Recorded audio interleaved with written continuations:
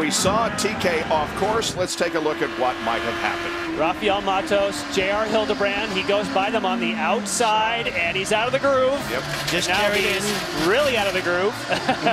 Yeah, just carried in too much speed, ran out of track. This is from Ryan Hunter-Ray's onboard camera. Whoa! Briscoe, Briscoe locks him up. Thank you very much. I noticed that Briscoe and Castroneves both, at least on that opening lap, were having a bit of trouble keeping up with the group. Certainly not as fast as Power. Look at this inter-squad rival here. Yeah. That's Kanaan going after Danica Patrick. And this is for 23rd position.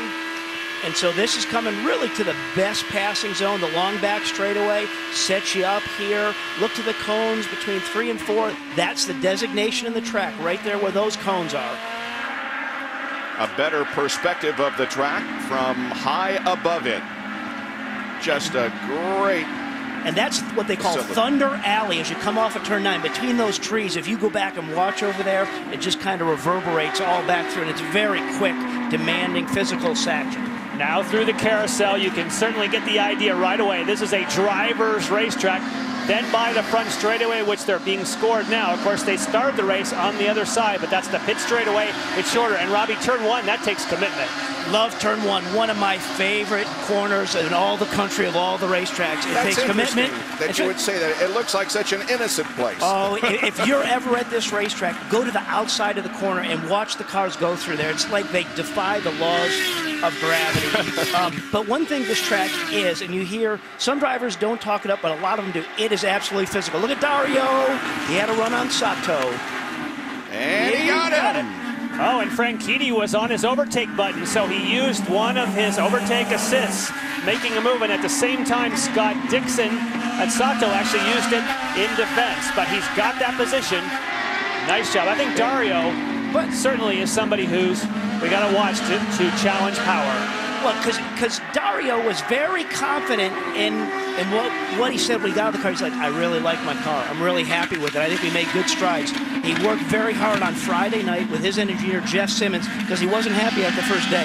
Well, they got it right, and you get that sense from him. So Scott Dixon now is in second position, or make that 4th position. Will Power has now led in 11 of the 12 races this season. The only race he has failed to lead was on the oval at Kansas. Stay with us for more on Versus Nonstop. Welcome back to Mid-Ohio, where we are under green flag conditions. And guys, I wanted to give you a strategy, but we took a big power hit down here at the Speedway and everything went out. But we want to talk a little bit about the pit stops. Now, normally you can make this race in 2 pit stops. It's going to be close, but you could do it. But the issue is the windows and when to pit are so narrow. So what you want to do, you want to make sure that your racing is not impeded. But when you come into the pits, especially if it's under yellow, here's where it's going to get really dicey.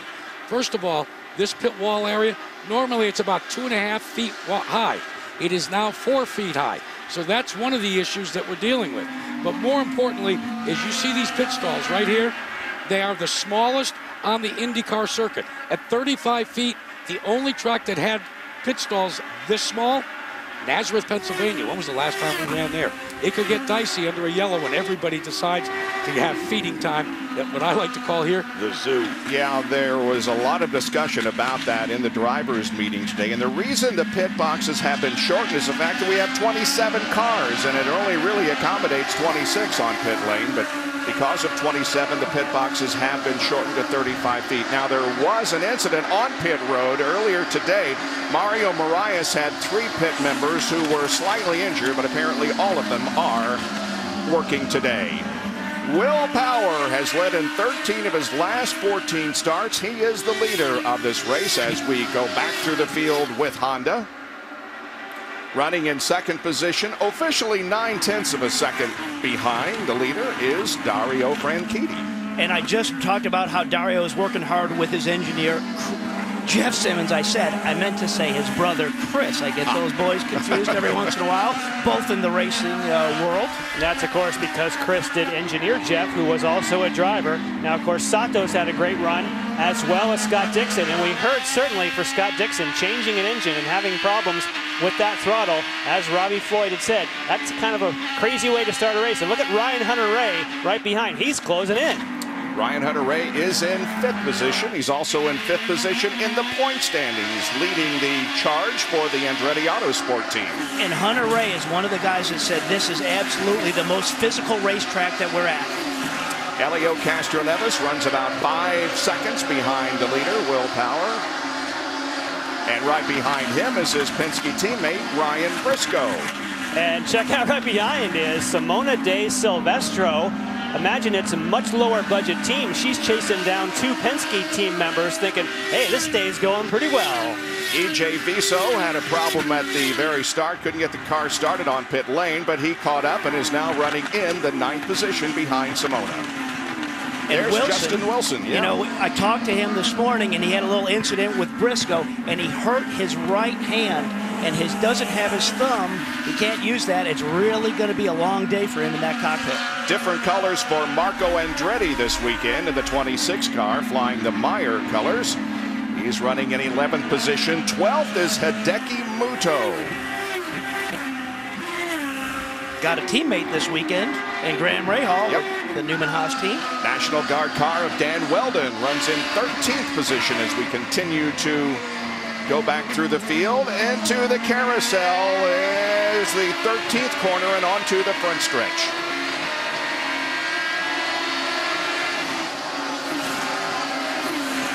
Mario Moraes spoke to him when he went over to the infield hospital to check on his crew members, said that with the 35-foot pit boxes that Jack mentioned, it was just too tight, and he clipped 3 of them with the front wing.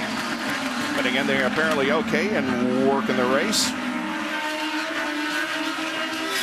Mario Moraes is running 14th. Alex Tagliani will be the driver running in 15th position. There he is, easily seen because of his name on the back wing, as is the case with Bertrand Baguette. And Bertrand Baguette, I mean, if you look at the year results in black and white, it doesn't do justice of what that guy's been doing with Conquest Racing. Yeah. That's my take. He was very quick in some of the practices this weekend. The 27 car is being driven by Adam Carroll.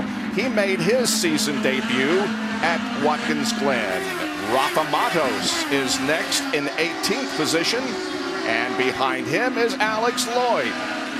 And then another guy making his IZOD IndyCar Series debut, the 2009 Firestone Indy Lights champion, J.R. Hildebrand. He'll also be in this car at Sonoma in 2 weeks. If you ever want to see how evenly matched these cars are, they're just nose to tail. Vitor Mira with ABC Supply AJ Foyt entry following up behind, and Kanon's in pits.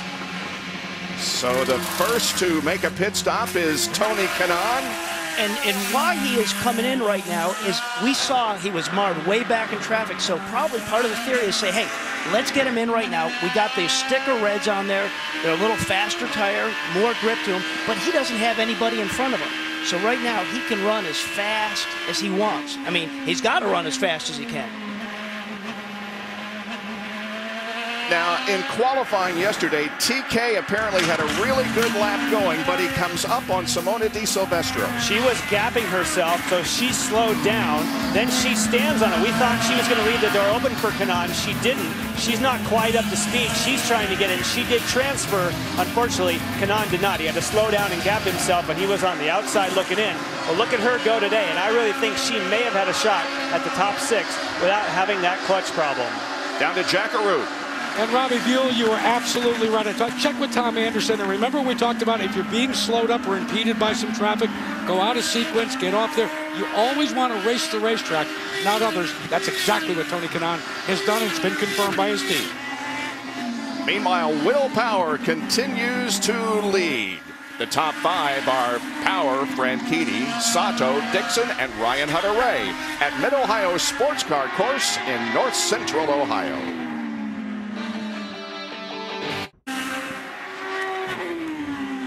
Situation stays the same at Mid-Ohio Sports Car Course, the IZOD IndyCar Series. Will Power leads by just about a second over Dario Franchitti. There's Franchitti running in second position as they come down the front stretch and complete another lap. That's the 14th lap out of 85 that make up the race here today. The IZOD fastest lap of the race so far by Will Power on lap number 12. And you see that maximum cornering, 3.5 Gs. You actually do that in 3 places on the racetrack. Turn 1, turn 4, and turn